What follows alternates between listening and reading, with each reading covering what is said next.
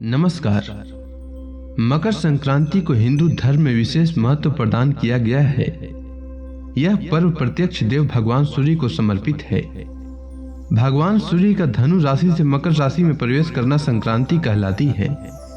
ज्योतिष शास्त्र के अनुसार मकर संक्रांति के दिन सूर्य उत्तरायण होते हैं।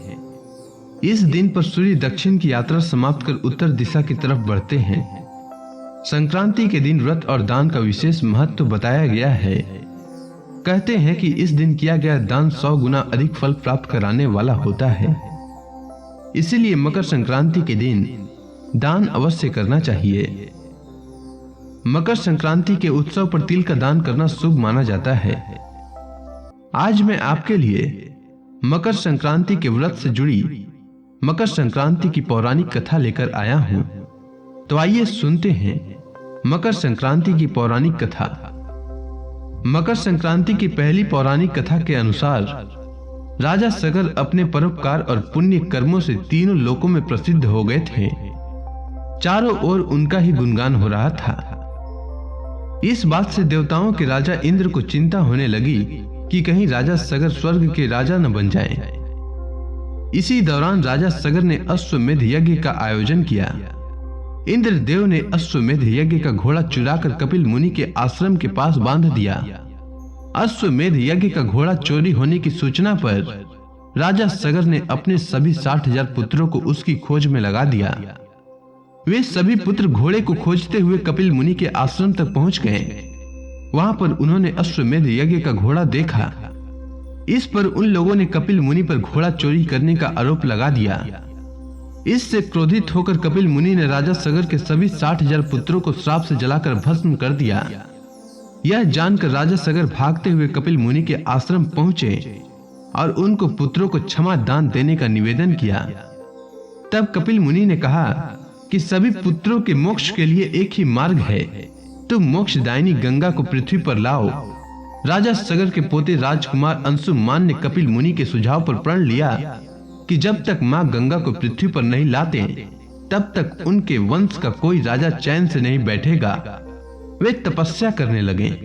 राजा अंशुमान की मृत्यु के बाद राजा भागीरथ ने कठिन तप से मां गंगा को प्रसन्न किया।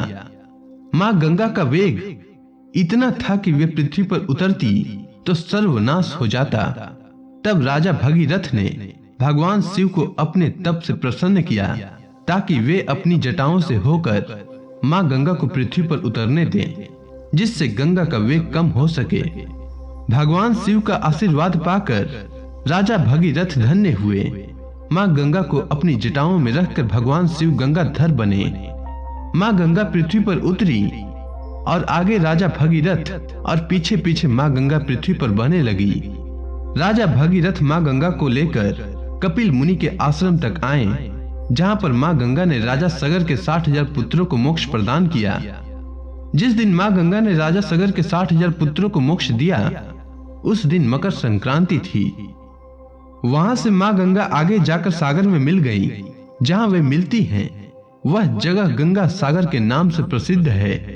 धार्मिक मान्यताओं के अनुसार मकर संक्रांति को गंगा सागर या गंगा नदी में स्नान करने से मोक्ष की प्राप्ति होती है और 7 जन्मों के भी पाप मिट जाते हैं। अब आइए सुनते हैं मकर संक्रांति की दूसरी कथा। इस कथा के अनुसार मकर संक्रांति के दिन भगवान सूर्य देव अपने पुत्र शनि से मिलने उनके घर जाते हैं।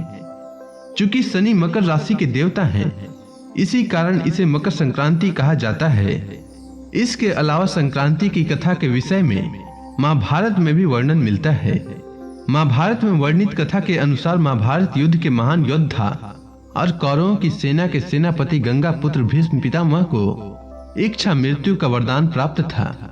अर्जुन के बाण लगने के बाद उन्होंने इस दिन की महत्ता को जानते हुए अपनी मृत्यु के लिए इस दिन को निर्धारित किया था। भीष्म जानते थे कि सूर्य दक्षिणायन होने पर व्यक्ति को मोक्ष प्राप्त नहीं होता और उसे इस मृत्यु लोक में पुनः जन्म लेना पड़ता है। महाभारत युद्ध के बाद जब सूर्य उत्तरायण हुआ, तभी भीष्म पितामह ने प्राण त्याग दिए। शास्त्रों में वर्णित मकर संक्रांति की तीसरी कथा के अनुसार माता यशोदा ने संतान प्राप्ति के लिए मकर संक्रांति के दिन व्रत रखा था। इस दिन महिलाएं तिल, गुड़ आदि दूसरी महिलाओं को बांटती हैं। ऐसा माना जाता है कि तिल की उत्पत्ति भगवान विष्णु से हुई थी, इसीलिए इसका प्रयोग पापों से मुक्त कराता है। तिल के उपयोग से शरीर निरोगी रहता है और शरीर में गर्मी का संचार होता है। उम्मीद है आपको मकर संक्रांति की कथा अच्छी लगी होगी। धन्यवाद।